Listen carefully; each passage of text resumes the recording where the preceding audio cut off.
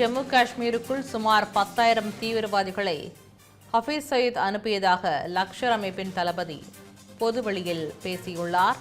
அண்மை செய்தியாக பார்த்து வருகிறோம். ஜம்மு காஷ்மீருக்குள் பாகிஸ்தான் ராணுவத்திற்கும் தீவிரவாத அமைப்புகளுக்கும் உள்ள தொடர்பை அம்பலப்படுத்தும் வகையில் லஷ்கர் அமைப்பின் தளபதி பேசியுள்ளார். இதுகுறித்து விரிவான தகவலை தெரிவிப்பதற்காக சிறப்பு செய்தியாளர் கவியரசன் இணைப்பில் உள்ளார். கவியரசன், இந்த செய்தி குறித்து விரிவான தகவலை பகிருங்கள். வணக்கம் பராசக்தி. பாகிஸ்தானை பொறுத்த வரைக்கும் கிட்டத்தட்ட 1947 பிரிஞ்சு போனதுலேருந்து இன்னைக்கு வரைக்கும் இந்தியா மேலே தாக்குதல் நடத்துறது, தீவிரவாதிகளை ஊடுருவ விட்டு அப்பாவி மக்களை கொலை செய்கிறது அப்படின்னு பல காரியங்களை, இன்னும் கரெக்டாக சொல்லணும்னா பல சட்டவிரோதமான செயல்களை பாகிஸ்தான் தொடர்ந்து செஞ்சுக்கிட்டே இருக்கிறாங்க.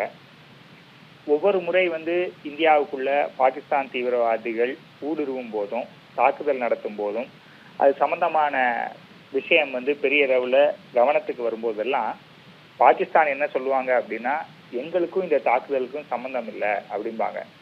அதே போல தீவிரவாத அமைப்புகளுக்கு நாங்கள் அடைக்கலம் கொடுக்கறது இல்லை, பாகிஸ்தான்ல இருந்து அவங்க செயல்படுறது இல்லை அப்படின்னலாம் அவங்க பேசுவாங்க. ஆனால் அந்த மாதிரி அவங்க சொன்ன உடனே அங்க தீவிரவாத அமைப்புகள் எந்த அளவுக்கு செல்வாக்கோட இருக்காங்க, அவங்களுக்கு பாகிஸ்தான் அரசாங்கமும் குறிப்பாக இராணுவமும் ISIயும் எந்த அளவுக்கு உதவி பண்றாங்க அப்படிங்கிற விவகாரம் எல்லாம் வெளியில வரும். அதற்கான ஆதாரங்கள்லாம் வரும். பல நேரங்கள்ல நம்முடைய மத்திய அரசாங்கமே நீங்க இப்படி சொல்றீங்க, ஆனா அதற்கு மாறாக நீங்க செயல்பட்டு இருக்கிறீங்க, உலக நாடுகளை ஏமாத்துறீங்க அப்படிங்கிற ஆதாரத்தை எல்லாம் மத்திய அரசாங்கம் பலமுறை வெளியிட்டு இருக்கிறது. இது தொடர்ந்து நம்ம பார்த்துட்டே வர்றோம், அன்னைக்கு பிரிவினையில் ஆரம்பிச்சு இன்னைக்கு வரைக்கும். அதனுடைய ஒரு தற்போது இருக்கக்கூடிய ஒரு விஷயமாக இந்த செய்தியை பார்க்கலாம். சரியாக சொல்ல வேண்டும் என்றால் அதனுடைய நீட்சியாக நம்ம இதை பார்க்கலாம். இப்படி பாகிஸ்தான் ஒவ்வொரு முறையும் நாங்க அனுப்பலன்னு சொல்லிட்டு இருந்தாலும் தற்போது அங்க இருக்கக்கூடியவங்க ஒருத்தர் பேசுறாரு. அவர் இதுவரைக்கும் ஹபீஸ் சயீத் 10,000 பயங்கரவாதிகளை காஷ்மீருக்கு அனுப்பி இருக்கிறார் அப்படின்னு சொல்லியிருக்கிறாங்க. இப்ப சமீபத்துல பாகிஸ்தானை பொறுத்த வரைக்கும் 2 முக்கியமான நிகழ்வுகள் நடந்திருக்கிறது. ஒன்று ஜெய்ஷ்-இ முகமது அப்படிங்கிற பயங்கரவாத இயக்கத்தை சேர்ந்த ஒருவர் பாகிஸ்தான் ஆக்குபைடு காஷ்மீர்னு சொல்லக்கூடிய அந்த POKல ஒரு கூட்டத்துல பேசுறாரு. அப்ப அவர் என்ன சொல்றாரு, ஆபரேஷன் சிந்தூருக்கு நிச்சயமாக பழி தீர்க்கப்படும், அதுக்கான வேலையெல்லாம் நாங்க பார்த்துட்டு தான் இருக்கோம். ஜெய்ஷ்-இ முகமது மட்டும் கிடையாது, பாகிஸ்தான் ராணுவமும் இணைந்து இந்த விஷயத்த நாங்க பிளான் பண்ணிட்டு இருக்கோம், அதற்கு பதிலடி கொடுக்கப்படும் அப்படின்னு சொல்லிட்டு, இதற்கு முன்பும் பாகிஸ்தான் ராணுவமும் ஜெய்ஷ்-இ முகமது அமைப்பும் இணைந்து செயல்பட்டு இருக்கிறோம் அப்படின்னு அவரு கன்ஃபார்ம் பண்றாரு. இது ஒண்ணு. இன்னொன்னு, லஷ்கர்-இ-தொய்பா அமைப்பு அத நிறுவனர்களை கோ-ஃபவுண்டர்னு சொல்லுவாங்க. அவரு ஹபீஸ் சயீத். அவரு பல்வேறு தீவிரவாத நடவடிக்கைகள்ல ஈடுபட்டு வர்றதை நம்ம தொடர்ந்து பார்த்துட்டே இருக்கிறோம். அந்த அமைப்பை சேர்ந்த நசீர் மத்னி அப்படின்னு ஒருத்தர், இவர் அந்த மத குரு அப்படின்னு சொல்றாங்க. இவர் ஒரு இடத்துல, அதாவது பகவல் நகர் அப்படிங்கிற இடத்துல ஒரு மீட்டிங்ல பேசுறாரு. அப்ப இவர் என்ன சொல்றாரு அப்படின்னா, ஹபீஸ் சயீத், அதாவது LETயினுடைய தலைவராக இருக்கக்கூடிய ஹபீஸ் சயீத் கோ-ஃபவுண்டர் அவர் தான்.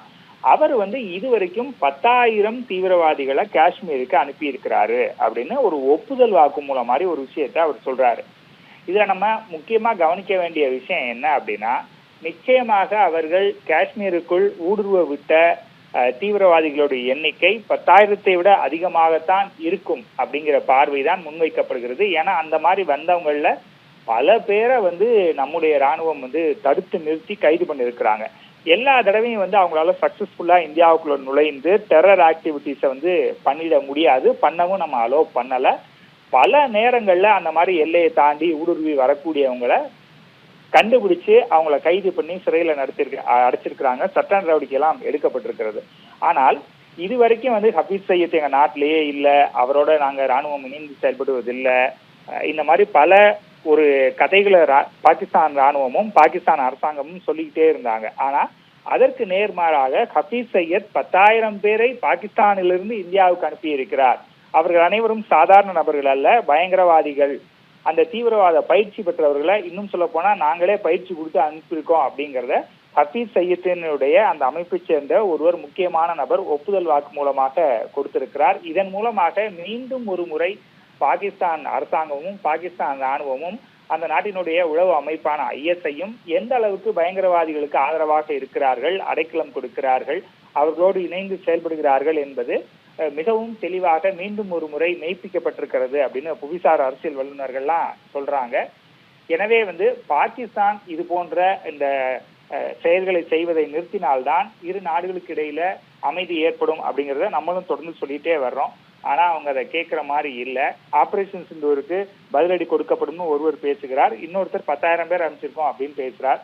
சோ இது மாதிரியான விஷயங்கள் நிச்சயமாக அந்த நாட்டுக்கு எந்த காலமும் நன்மை பயக்காது அப்படிங்கிற பார்வைதான் தொடர்ந்து முன்வைக்கப்படுகிறது. பராசக்தி.